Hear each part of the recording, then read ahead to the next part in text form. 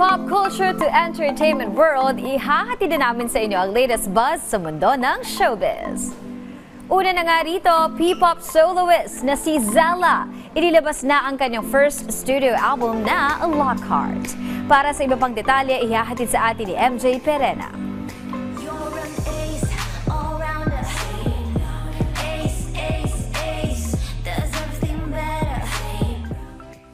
The P-pop ace is here.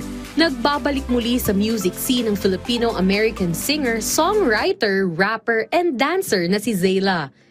After a month of hiatus ay inilabas na ng P-pop soloist ang kanyang first studio album na pinamagatang Lockhart. Ang nasabing album ay may 10 tracks at ang 6 dito ay si Zella mismo ang sumulat.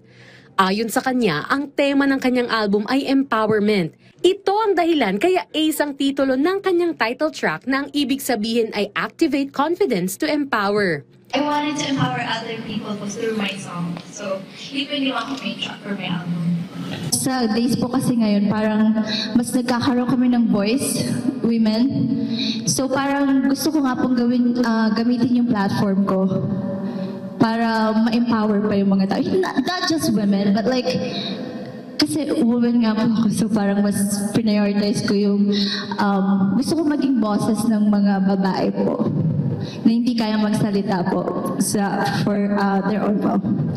Si Zella ay nag-debut noong September 2023 with the single Karma. At ilang buwan after her debut ay pinarangalan siya bilang Philippine Pop Top New Artist of the Year. Siya rin ang kaisa-isang P-pop solo act na nag-perform sa first Waterbomb Festival in Manila nito lamang February 2025.